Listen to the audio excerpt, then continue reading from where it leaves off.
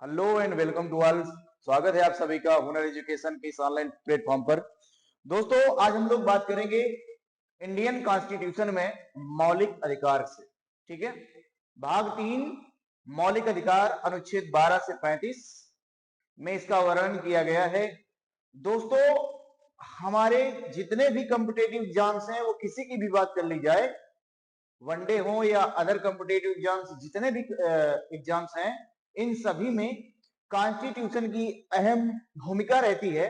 इसलिए हम इसको इस तरह से पढ़ेंगे कि कोई भी प्रश्न आपका छूटने ना पाए। दोस्तों, जल्दी से क्लास को शेयर करेंगे और जो भी हमारे दोस्त नए हैं तो सब्सक्राइब करेंगे, लाइक और कमेंट के माध्यम से भी थोड़ा हमें अवगत कराएंगे, बताएंगे दोस्त कि क्लास आपको कैसी लगती है। उम्मीद है कि ये बेहतर ही आपके लिए बहुत ही बेहतर क्लास होने वाली है, इसलिए जल्दी से क्लास को शेयर करेंगे और आएंगे अपने क्लास की ओर। दोस्तों, मैं इस क्लास को बहुत ही ज्यादा बेहतरीन बनाने वाला हूं, इसलिए जल्दी से आकर के इस क्लास को देखेंगे। देखिए, क्लास को पूरा देखा करें, तभी आपको आनंद मिलेगा। इससे बनने वाले प्रश्नों को कहां पर हमने कब कब बता दिया है, ये बड़ी जानकारी आपके लिए हो सकती है। तो आते हुए अब देखते हैं क्या। ठीक है, इसमें क्या दिया गया है दोस्त, मौलिक अधिकारों को देखिए, ये हमारे लिए उतना ही इंपॉर्टेंट है, सिर्फ आप पढ़ने के लिए नहीं, इसको अपने जीवन में ढालने का भी प्रयास करें, क्योंकि बहुत ऐसी चीजें हैं जिससे आप शोषित होने से बच जाएंगे। अगर इस क्लास को शिद्दत से देखा है आपने तो मजा आने वाली है। देखिए, चलते हैं हम लोग आगे, समय ना गवाते हुए आगे बढ़ते हैं अपना। देखेंगे दोस्त, इसमें दिया गया है क्या, मौलिक अधिकार, जो कि बड़े ही इंपॉर्टेंट हैं। अब मैं पूरी हिस्ट्री को लेकर के चलता हूं इसकी और एक एक प्रश्नों की चर्चा करेंगे। ठीक है दोस्त, आगे बढ़ते हैं हम लोग। क्या यहां पर दिए गए हैं, क्या बोलेंगे, मौलिक अधिकार। अब ये मौलिक अधिकार क्या है, ये आपको समझना है, देखते चलना है। इन्हें दोस्त फंडामेंटल राइट बोलते हैं। ठीक है, क्या बोलते हैं, फंडामेंटल राइट, मौलिक अधिकार। अब ये किस भाग में दिया गया है, क्वेश्चन पूछेगा तो बोलेंगे भाग 3 में दिया गया है मौलिक अधिकारों का वर्णन इंडियन कॉन्स्टिट्यूशन के पार्ट 3 भाग 3 में किया गया। हो सकता है कि अनुच्छेद कौन सा है, बोलेंगे 12 से अनुच्छेद 35 तक मौलिक अधिकारों के विषय में बताया गया है, बारे में बताया गया। ठीक है, इसके बाद पूछ सकता है कि बताइए, जो मौलिक अधिकारों का उल्लेख है, वह मौलिक अधिकारों का जो लिया गया है अपने भारतीय संविधान में, अपनाया गया है, वो किस देश के संविधान से लेकर के, बोलेंगे United state of America, America के संविधान से अपनाया गया। ठीक, पूछेगा दोस्त, ये मौलिक अधिकारों का विचार कहां से आया, बोलेंगे भाई साहब ये ब्रिटेन से लिया गया है, ब्रिटेन से। ठीक है, और मौलिक अधिकारों का इस्तेमाल सबसे पहले किसने किया, बोलेंगे USA, United state of America. मौलिक अधिकारों का रक्षक कौन है, ये सारे प्रश्न वन लाइनर में बनेंगे, बड़े इंपॉर्टेंट होंगे। सुप्रीम कोर्ट और हाई कोर्ट इसके क्या है, रक्षक है, इनकी गारंटी लेते हैं। ठीक है, इसके बाद मौलिक अधिकार बोलता है प्रवर्तनीय है, क्या इनमें बदलाव हो सकता है, तो बोलेंगे बिल्कुल, इनमें अमेंडमेंट, इनमें संशोधन किया जा सकता है, इनमें बदलाव किया जा सकता है, तो इसलिए क्या है, यह प्रवर्तनीय भी है भाई साहब। ठीक है, अगली बात, मौलिक अधिकार क्या है, अस्थायी है, यह हमेशा एक जैसे नहीं रहेंगे, अस्थायी है। समझ रहे हैं आप, इसको संविधान इनमें संविधान संशोधन के द्वारा बदला जा सकता है, इनमें अमेंडमेंट किया जा सकता है और समय समय पर संशोधन किए भी गए हैं, आगे हम उसकी भी चर्चा करेंगे आपसे। ठीक है, और मौलिक अधिकार एक राजनीतिक लोकतंत्र की स्थापना करते हैं, मौलिक अधिकार निलंबित हो सकते हैं। ठीक है ना, कुछ मौलिक अधिकार हैं जो निलंबित हो सकते हैं, कुछ समय के लिए स्थगित किए जा सकते हैं, इस तरह से। ठीक है, राष्ट्रीय आपातकाल के समय, कब बोलेंगे, राष्ट्रीय आपातकाल के समय मौलिक अधिकार जो है संसद प्रतिबंध इस पर लगा सकती है। संसद का मतलब लोकसभा और राज्यसभा इस पर नियम बनाकर इसको कुछ समय के लिए निलंबित भी किए जा सकते हैं। अच्छा, कौन कौन से अनुच्छेद हैं जिन्हें निलंबित किया जा सकता है, अनुच्छेद 33, 34 और 35। इसके बाद दिया गया दोस्त क्या, भाग 3 में ही क्या दिया गया है, बोलेंगे भाग 3 को क्या कहा जाता है, इंपॉर्टेंट तथ्य यहां से बनता है कि भाग 3 को मैग्ना कार्टा ऑफ इंडिया कहा जाता है, भारत का क्या है, ये मैग्ना कार्टा है। और किस मौलिक अधिकार को सुरक्षा कवच कहा जाता है? बड़ा इंपॉर्टेंट प्रश्न बनेगा कि सुरक्षा कवच किस मौलिक अधिकार को कहा जाता है दोस्त? बोलेंगे अनुच्छेद 13 को सुरक्षा कवच के कहा जाता है ना? सुरक्षा कवच कहा जाता है, इस बात को याद रखेंगे। किस मौलिक अधिकार को backbone of the Indian constitution कहा जाता है? बोलेंगे अनुच्छेद 19 को बैकबोन ऑफ इंडियन कॉन्स्टिट्यूशन के नाम से जाना जाता है। ठीक है, ये बात है। उम्मीद है ये बात आपको समझ में आएगी। सारे तथ्य बहुत ही इंपॉर्टेंट है दोस्त, गौर करते हुए चलेंगे। चाहे तो आप इसका स्क्रीनशॉट ले सकते हैं। ठीक है, आगे चल बढ़ते हैं हम लोग। ठीक है, चलिए यहां पर दोस्त अब बताया गया कि बताइए दोस्त यहां पर क्या दिया गया है, देखेंगे ये बहुत ही महत्वपूर्ण है। ठीक है, बोलेगा कि अनुच्छेद 32 को संविधान का हृदय एवं आत्मा किसने कहा? बोलेंगे डॉक्टर भीमराव अंबेडकर ने।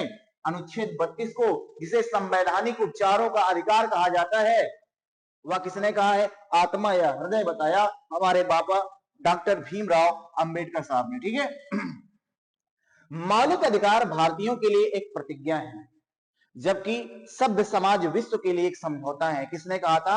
सर्वपल्ली राधाकृष्णन ने बात कही। ठीक है, अगली बात, मौलिक अधिकारों की मांग। प्रश्न बड़ा इंपॉर्टेंट हो जाएगा दोस्त कि मौलिक अधिकारों की मांग सर्वप्रथम किसके द्वारा करी गई, किसने किया, कब किया?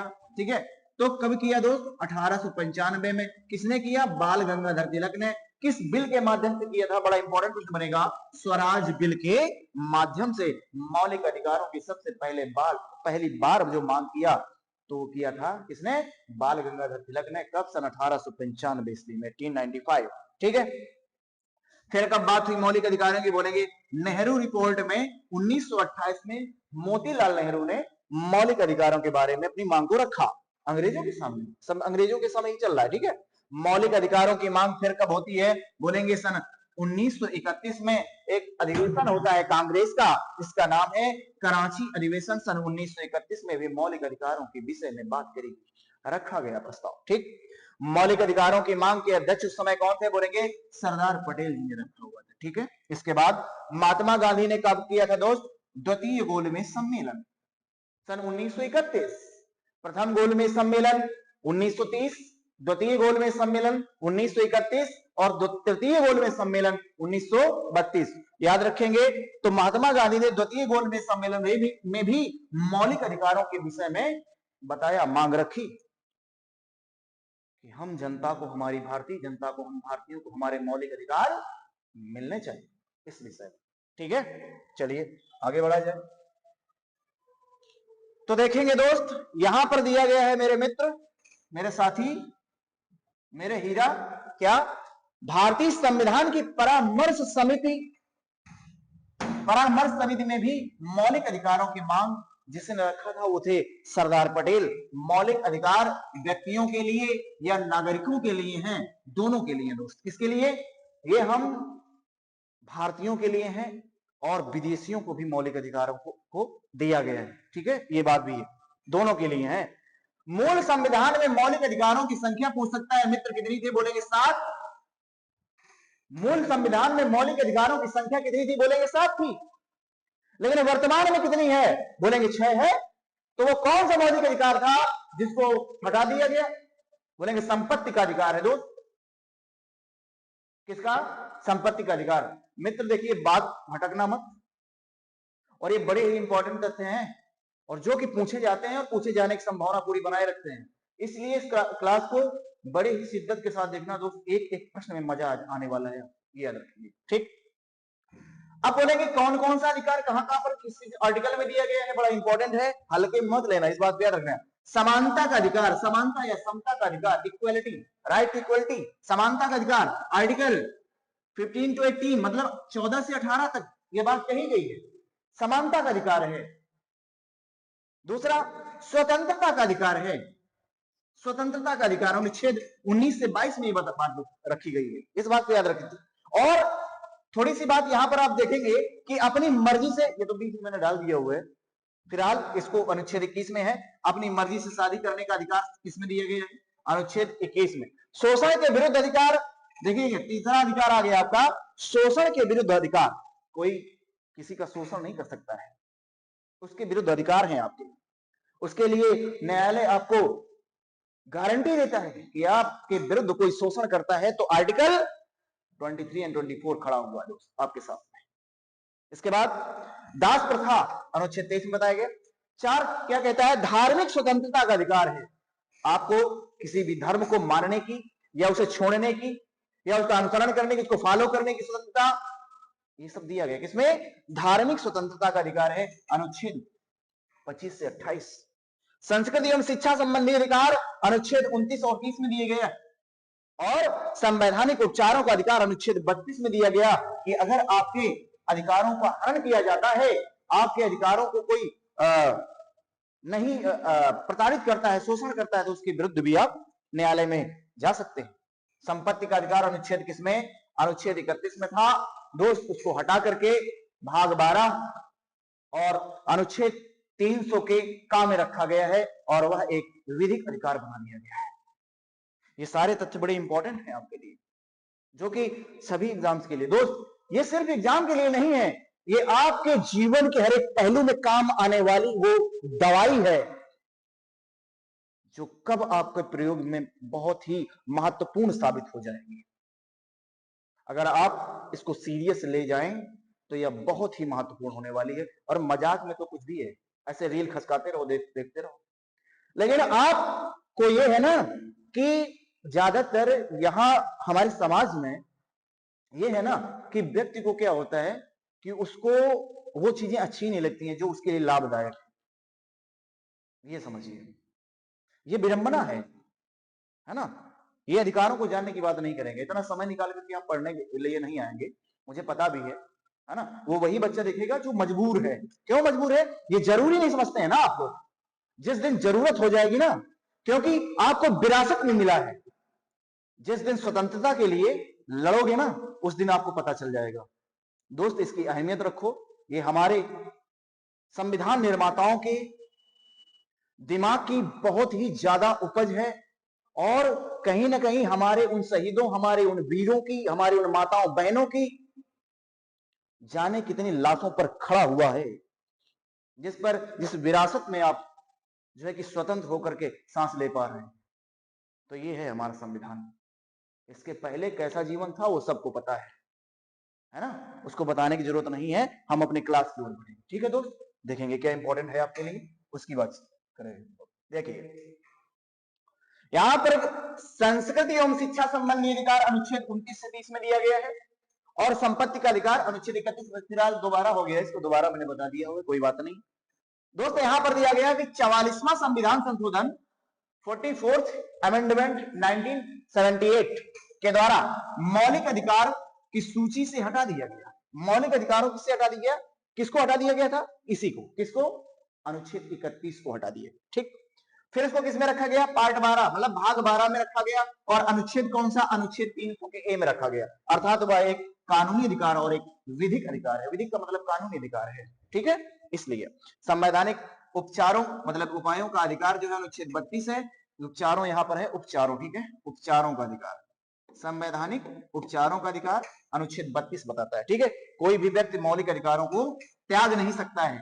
मौलिक अधिकारों को आप त्याग नहीं सकते हैं, इस बात को याद रखेंगे। ये बड़ा इंपॉर्टेंट प्रश्न बनने वाले हैं, ठीक है। आगे बढ़ते हैं दोस्त। क्या दिया गया? बताया गया है कि मौलिक अधिकार जो विदेशियों के लिए नहीं है, सब विदेशियों के लिए मौलिक अधिकार नहीं दिए गए। यहां पर कुछ मौलिक अधिकार, जैसे अनुच्छेद दिया गया आपका कौन सा बोलेंगे? अनुच्छेद दिया गया क्या? 15। ये विदेशियों के लिए नहीं है भाई। कोई भी व्यक्ति के साथ मतलब इसमें क्या दिया गया? किसी भी व्यक्ति के साथ जाति, कोई किसी जाति का हो, लिंग हो, नस्ल हो, धर्म हो, जन्म स्थान, इस पर क्या नहीं किया जाएगा दोस्त? भेदभाव नहीं किया जाएगा। और अनुच्छेद 16 में बताया गया, बड़े इंपॉर्टेंट तथ्य है, समान अवसर और नौकरी में आरक्षण का प्रावधान किया गया है। अवसर में समानता का अधिकार है, अवसर की समानता है। ओबीसी को इसमें 27% आरक्षण की बात की गई है दोस्त। इसके बाद अनुच्छेद 19 में पूछेगा, बताइए अनुच्छेद 19 में क्या किसकी बात की गई है? तो अनुच्छेद 19 में 6 प्रकार की स्वतंत्रताएं दी गई हैं। कितने प्रकार की स्वतंत्रताएं बोलेंगे? अनुच्छेद 19 में 6 प्रकार की स्वतंत्रताएं, अभी डिटेल में मैं आपको बताने वाला हूं। 6 प्रकार की स्वतंत्रताएं हैं, ठीक है। और इसके बाद अनुच्छेद 29 में अल्पसंख्यकों को अपनी भाषा, लिपि, शिक्षा, संस्कृत को संरक्षित रखने का अधिकार है। अनुच्छेद 30 अल्पसंख्यकों को शिक्षण संस्थान में खोलने का अधिकार है। और समता का अधिकार अनुच्छेद 14 से 18 है।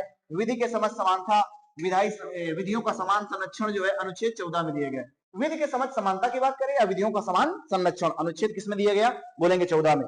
धर्म, मूल, वंश, जाति, लिंग के आधार पर, ये दोबारा हो गया, मैंने अभी बता भी दिया हुआ है। तो ये सारी चीजें जो कि पूछी जाती हैं बड़ी इंपॉर्टेंट है, आप लोग याद रखेंगे।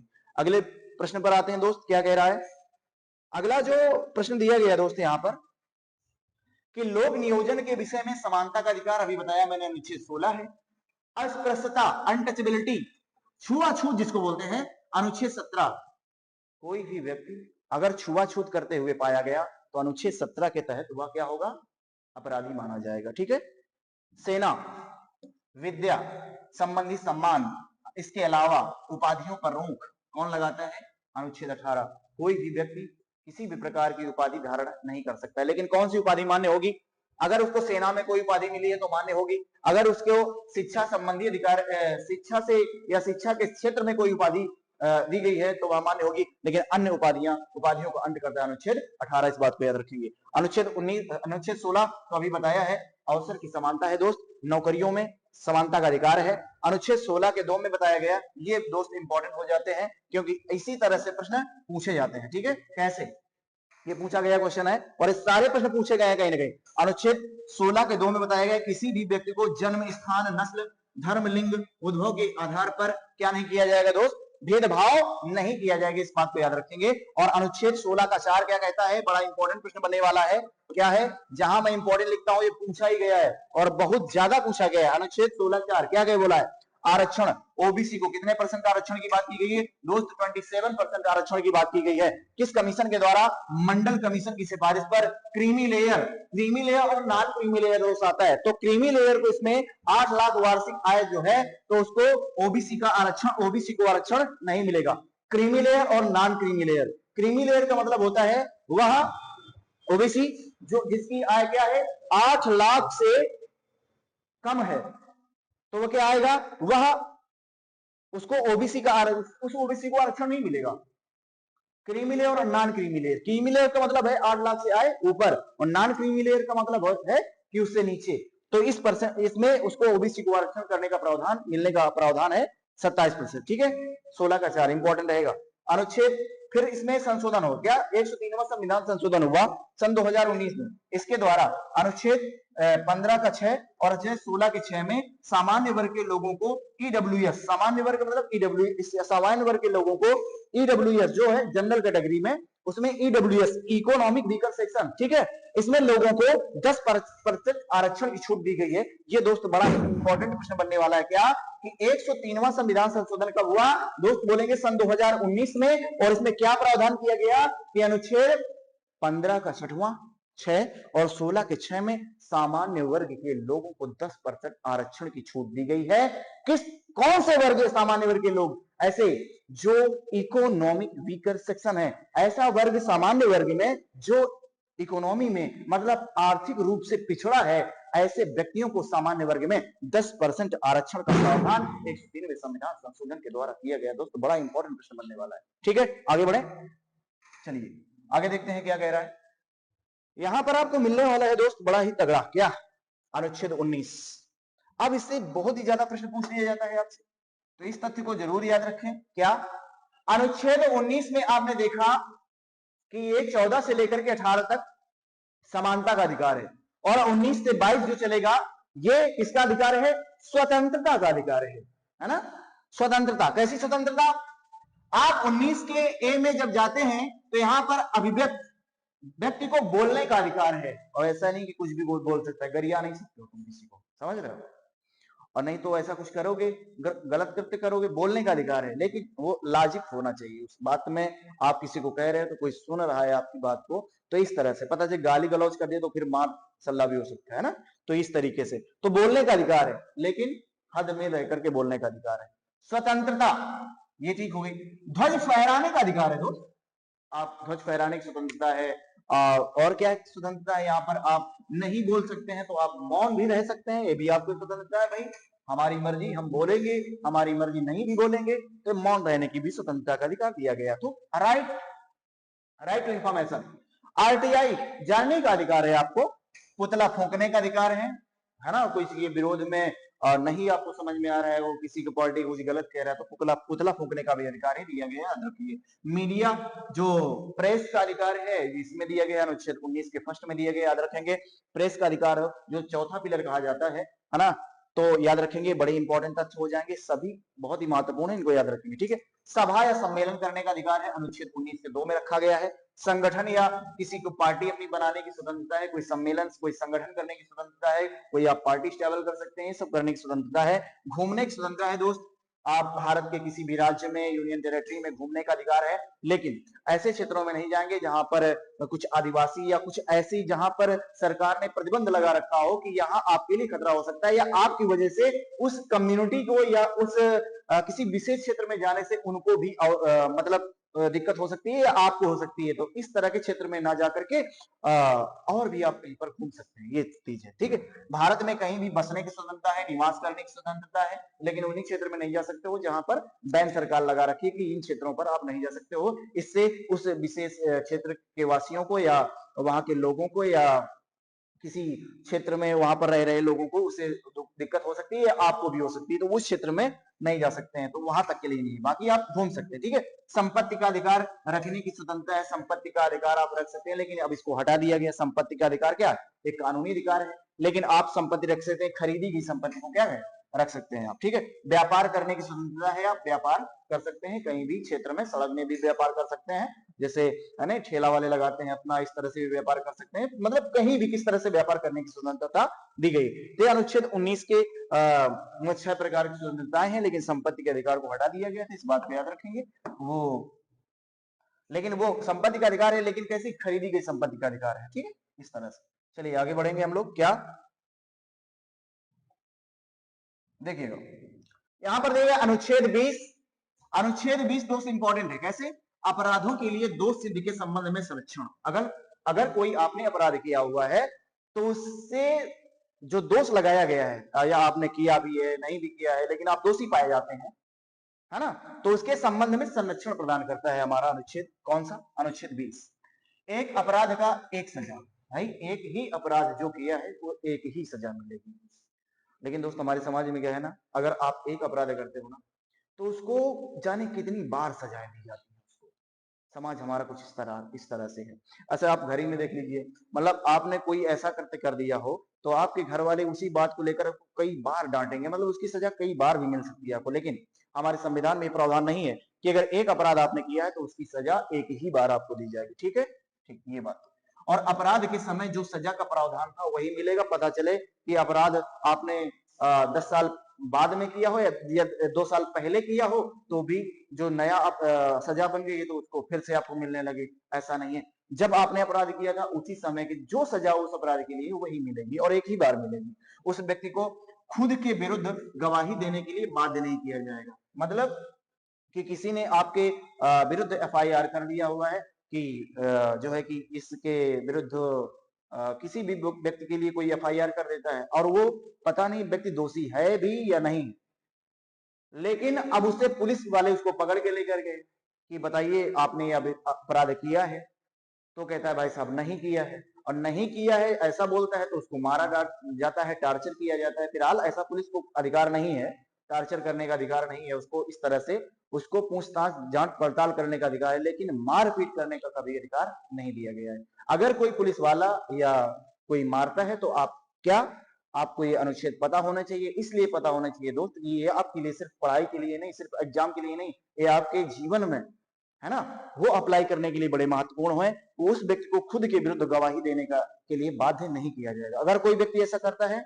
तो आप क्या कर सकते हैं, उसमें कोर्ट में आप कह सकते हैं कि ये इसकी व्यक्ति ने जो है कि हमको जबरन वो करवाया गया है। या अगर आपको, क्योंकि आप पुलिस में जाते हैं, थाने चले जाते हैं, चौकी चले जाते हैं, तो वहां पर क्या होता है ना कि आप अकेले हैं और वहां चूंकि उनका पूरा स्टाफ है, पूरा फोर्स है, तो वहां आपको बाध्य किया जाता है, या किसी पार्टी के द्वारा कह दिया गया कि नहीं इसने ऐसा कृत्य किया है, तो आप वहां पर नहीं भी किए हैं तो क्या करेंगे, कबूल कर लीजिए। क्या कर लीजिए, कबूल कर लीजिए कि जी जाओ, जो आप कह रहे हैं, अगर आप दोष सिद्धि प्राप्त करवाते हैं, एविडेंस दीजिए अगर मैंने ऐसा कृत्य किया है, और फिर भी अगर आपको ऐसे प्रताड़ित करने का कुछ किया जाता है, तो आपको पता है कि क्या करना चाहिए, भैया हमने ये कृत्य किया है, स्वीकार कर लीजिए। फिर क्या होगा, 24 घंटे के अंदर आपको ले जाएगा, जज के सामने पेश किया जाएगा। ये बात भी रहती है, ठीक है। तो उस व्यक्ति को खुद के विरुद्ध गवाही देने का अधिकार बाध्य नहीं किया जाएगा। इस बात को अगर पता होगा तो आप शोषित नहीं होंगे, ठीक है। प्राण एवं दैहिक स्वतंत्रता का अधिकार है दोस्त, अनुच्छेद 21। प्राण, आपके जो प्राण है, आपकी जो देह है, और बॉडी है, जो शरीर है, उसके भी आपको अधिकार मिल रहे हैं, ठीक है। इसमें अनुच्छेद 21 में क्या, स्वच्छ वातावरण में रहने का भी अधिकार है दोस्त। आप ऐसे नहीं, स्वच्छ वातावरण में रहने का अधिकार है, और जीवन जीने का अधिकार है, जीने का अधिकार है दोस्त। खुद अपने आप को हम सुसाइड नहीं कर सकते हैं, अपने आप को मार नहीं सकते हैं, ना ही हम किसी दूसरे को मार सकते हैं। जिए और जीने दो, कितनी अच्छी व्यवस्था हमारे संविधान में करी गई दोस्त, ठीक है। इस बात को आपको समझना चाहिए, जानना चाहिए। जीवन साथी चुनने का अधिकार है दोस्त। ये जो आप लोग देखते हैं ना कि लव मैरिज करना, प्यार मोहब्बत इजहार करना, दुनियादारी जो भी चल रहा है ना, ये सब किसकी स्वतंत्रता है, ये हमारा संविधान दे रहा है। और हमारे पहले समाज में जो हुआ करता था ना, जिसकी लाठी उसकी भैंस थी, लेकिन अब ये हमें राइट सब प्रदान किए गए हैं दोस्त। एक से एक गरीब व्यक्ति हो, चाहे वह रईस व्यक्ति हो, चाहे छोटा हो बड़ा हो, सबके लिए वो अधिकार है। वो ताकतवर हो, वह ताकत विहीन हो, फिर भी सभी के लिए अधिकार दिए गए हैं। तो जीवन साथी चुनने का अधिकार है, आप अपने मन का जीवन साथी चुन सकते हैं दोस्त, ठीक है। ठीक, विदेश जाने का अधिकार है, आप कहीं भी विदेश जा सकते हैं, यह अधिकार दिया गया है। हेल्थ का ख्याल जो है कि आपको सरकार रखेगी, जैसे कोरोना आ गया था, कोरोना वायरस, पोलियो, खसरा इत्यादि के बारे में। जीवन जीने का अधिकार है दोस्त। गौरवपूर्ण जीवन जीने का अधिकार है। अरे जीवन तो सभी लोग जीते हैं, पशु पक्षी कीड़े मकोड़े भी जीते हैं, लेकिन मनुष्य आप हैं, तो आपको गौरवपूर्ण जीवन जीने का अधिकार है। जियो और जीने दो की अवधारणा को लेकर के चलना होगा। ऐसा नहीं कि अपने जीवन जीने के लिए हम किसी दूसरे के जीवन को खत्म किए दे रहे हैं।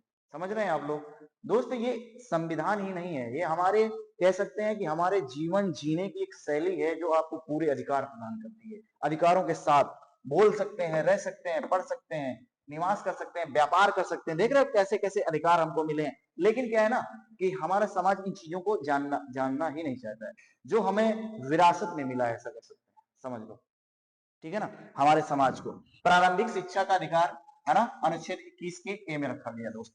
प्रारंभिक जो शिक्षा का अधिकार है किस संविधान संशोधन के द्वारा, दोस्त पूछेगा जो प्रारंभिक शिक्षा का अधिकार है किस संविधान संशोधन के द्वारा, तो आप बता पाइएगा, क्योंकि ये बड़ा इंपॉर्टेंट दोस्त बन जाएगा। क्या बोलेंगे, 86वां संविधान संशोधन, 86वां संविधान संशोधन। ये जो 86वां संविधान संशोधन हुआ ना, 86 अमेंडमेंट, 86 कॉन्स्टिट्यूशन अमेंडमेंट जो हुआ है इसमें दोस्त, कब, सन 2002 में। तो इसमें क्या बताया गया कि जो शिक्षा का प्रारंभिक शिक्षा क्या होती है, तो बोलेंगे 6 से 14 वर्ष के बच्चों को, 6 से 14 वर्ष के लिए के बच्चों को शिक्षा का अधिकार दिया गया। मतलब 6 से 14 वर्ष के लिए बच्चों को ये शिक्षा का अधिकार है। 86वां संविधान संशोधन सन 2002 में बताया गया, और किसमें जोड़ा गया, अनुच्छेद 21 के ए में जोड़ा गया। मौलिक अधिकार की बात हो रही है। अब दोस्त इसी में होता है, डीपीएसपी में भी किया गया। जो 86वां संविधान संशोधन है वो डीपीएसपी में है। डीपीएसपी का मतलब समझते हैं, directive principle and state policy, है ना। Directive principle and state policy क्या, डीपीएसपी, जिसको हम क्या बोलते हैं, भारत के नीति निदेशक सिद्धांत, नीति निदेशक तत्व, क्या नीति निदेशक तत्व में, और नीति निदेशक तत्व में कौन सा आर्टिकल है, बोलेंगे आर्टिकल 45, अनुच्छेद 45 में, डीपीएसपी में अनुच्छेद 45 में भी क्या बताया गया कि ये सरकार का अधिकार होगा, दायित्व होगा कि वह 6 से 14 वर्ष के लिए बच्चों को शिक्षा का अधिकार प्रदान करवाए। ये भी डीपीएसपी में जोड़ा गया। और इसके बाद मौलिक कर्तव्य में भी जोड़ा गया, किसमें, मौलिक कर्तव्य, मौलिक कर्तव्य वो कौन से हैं बोलेंगे? 51 ए, और 51 ए में कौन सा बोलेंगे? 11। 11वां मौलिक कर्तव्य 51 ए में दिया गया ना, मौलिक कर्तव्य के बारे में किसमें बताया? अनुच्छेद 51 के 11वें अनुच्छेद को जोड़ा गया, जिसमें मौलिक कर्तव्य भी जोड़ा गया इस 86वें संविधान संशोधन। ये 3 बड़े इंपॉर्टेंट होंगे, इस बात को भी याद करते चले हुए। ठीक है, कुछ दशाओं में गिरफ्तारी निरोध के संबंध में संरक्षण अनुच्छेद 22 देता है, और अपराध के बाद की जानकारी ये भी। और अनुच्छेद मतलब इसमें क्या बताता है अनुच्छेद 22 कि 24 घंटे के अंदर जज के सामने पेश किया जाएगा, किसी भी अपराधी को 24 घंटे के अंदर जज के सामने पेश किया जाएगा। इस बात को भी याद रखेंगे। ये कई बार प्रश्न पूछे गए हैं। अपनी मर्जी से कानूनी सलाह जो है लेने का अधिकार है, अपना वकील कह सकते हैं, या अपनी गवाही आप स्वयं दे सकते हैं, या अपनी वकालत स्वयं कर सकते हैं। ये सारे अधिकार जो है ना हमें संविधान देता है। तो दोस्त, ये मौलिक अधिकार जो मैंने आपसे बात की है, तो ये एक क्लास में नहीं हो पाएगा, क्योंकि ये लंबी क्लास थोड़ी हो जाएगी, इसलिए ये पार्ट पहला था। अब अगली क्लास में आपको और भी बेहतर तरीके से, जिसमें सभी प्रश्नों की मैं चर्चा कर रहा हूं, जिसमें आपके कोई भी प्रश्न छूटने न पाए, इस बात को ध्यान में रखते हुए उन सभी तथ्यों की, उन सभी प्रश्नों की चर्चा करेंगे दोस्त। तो इसलिए इस क्लास को देखना मत भूलिएगा, इसको ज्यादा से ज्यादा शेयर करेंगे। पूरी क्लास को आप लोग देखा करो, तो ज्यादा आपके लिए बेनिफिट होने वाली है। ठीक है, तो और भी जितनी भी क्लासें आप हैं और भी देखना चाहते हैं, हमारे प्ले लिस्ट में जाकर के देख सकते हैं। और इसके बाद फिर से दूसरी भी क्लास आएगी, जो कि और भी बेहतरीन करते हुए हम लोग चले आ रहे हैं, है ना। मैथ्स रीजनिंग सारी क्लासेस चल रही है, तो जाकर के आप चैनल में विजिट करके देख सकते हैं, उसमें प्ले लिस्ट बना हुआ है, वहां पर जाकर के देख सकते हैं। ठीक है दोस्तों, मिलते हैं आपको अगली क्लास में। तब तक के लिए जय हिंद, जय भारत। देखेंगे, फिर मिलते हैं। Thank you.